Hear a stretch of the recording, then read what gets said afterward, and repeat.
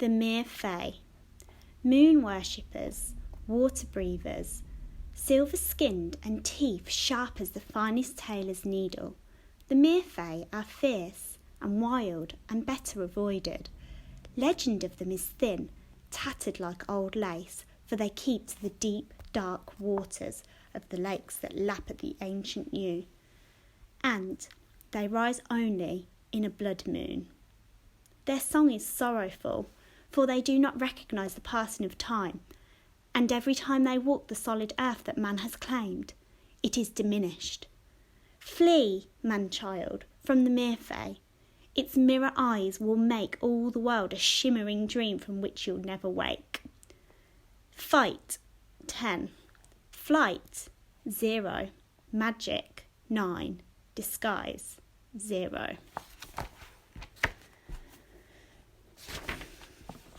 Chapter 18.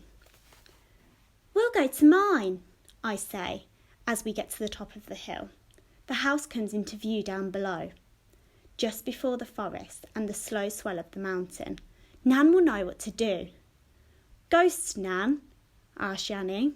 Stella? Sarah stares at us both. What now? I take a deep breath. The forest isn't haunted. It's full of shadows because the old Fae King is mad with grief. He locked himself away in his palace and cursed it so that nobody could get close. Nobody could even find it. And the shadows he made with all his sorrow invaded Winterspell. So the Fae are fighting with the shadows and living underground, and the trees are dying as the shadows spread. It's all part of the Shadow King's curse. My Nan says that's maybe why Yanni's wings are the way they are. The shadows blight everything. And she looks between us wildly, tucking her hair behind her ears, clearing her throat. Let's say I've got all that, for now. What was Yanni saying about ghost, Nan? Oh yes, and my Nan is a ghost who is getting thinner by the day. Yanni laughs and Zara stares, and I can just feel the swift tick of her mind, working it all out, recognising the truth of it. She sits down on the side of the hill, pulling me and Yanni with her onto the cold, scrubby ground. Is it just you and her? And Peg, he's, what? She persists. My mind whirs, but it's never going to win against Zara. I look at Yanni, but he's leaning back on his elbows, eyes closed, face tipped into the darkening sky. He's an imp. She slaps me on the arm and then claps her hands. Imps are real? Don't shout it about. No, okay. She bounces a bit, clasping her hands together, and then she turns her full bright on me again. And it makes me laugh. What about you? What about me? What kind of fairy are you? Not a fairy, I say. I'm a sprite. A sprite?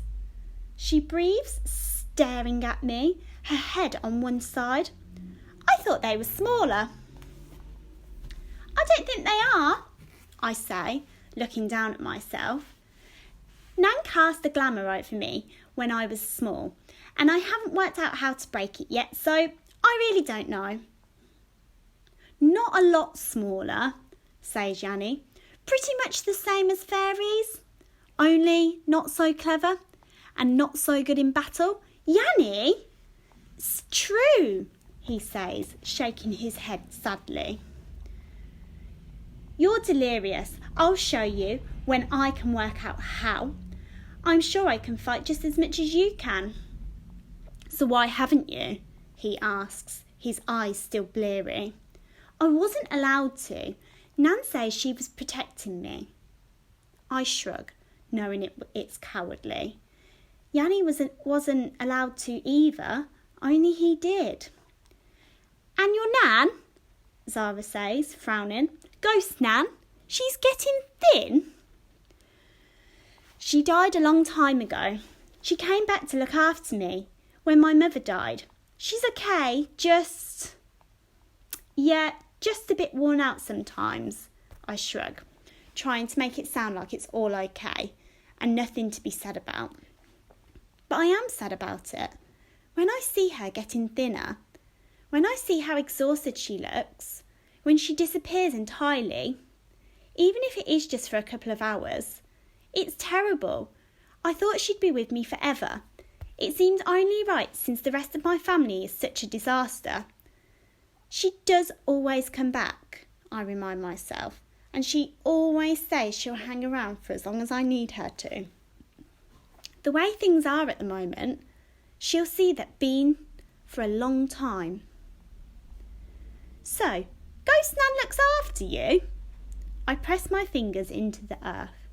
Yeah, I'm Peg, and I have a new little cat called Tea Cake. Zara's eyes get all soft, and I wish I could take it back, because I just want to see the bright of her excitement. Now it's gone. You and Yanni have been hiding whole worlds from me. Whole magical worlds. She stares out to Cloudfell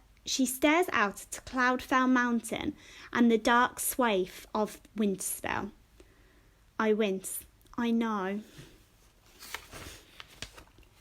And now I'm supposed to be all noble and understanding, she sighs. You are noble and understanding, I say. Why didn't you say something when I was asking before? I didn't know what to say. I didn't realise there were fae at school or magic lessons. I just wanted to be normal. Normal? She shakes her head. Who's normal? What's normal? I don't know. I thought that school would be. And I suppose... I'm sorry I didn't say anything. I'm glad you know now. Are you okay? Do you still want to come with us? I do, she says, reaching in her bag for her phone. I'll just have to text Mum to let her know that I'll be home late. I watch her screen light up with an instant reply that's more kisses than words. And Zara smiles, tucking it back into her bag. She catches me watching. Okay, she whispers. I look towards home, where smoke is curling from the chimney, and people, or at least creatures, are waiting for me. I smile back. Yeah? Cold,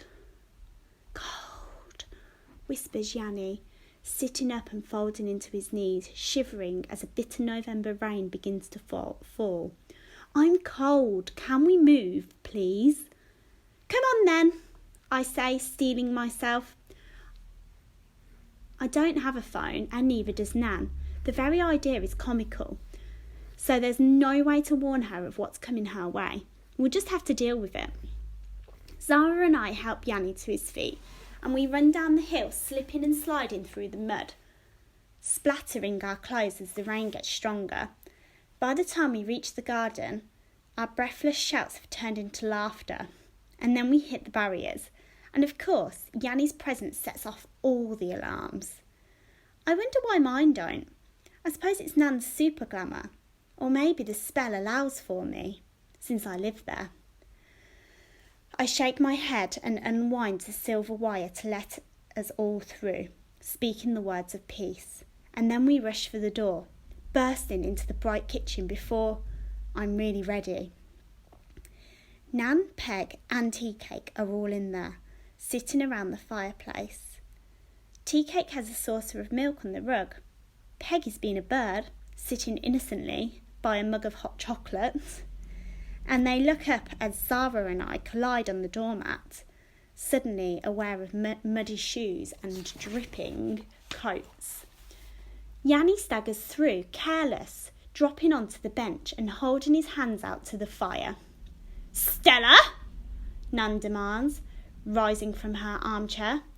This is Zara, and that's Yanni. He's a fairy. I told you about him. He's a bit under the weather. Zara's a human. They're my new school friends. Zara, this is my Nan, and that's Peg up on the mantelpiece. And that's Tea Cake. Tea Cake looks up from her milk. Yanni whistles. Everybody stares at me. I give them a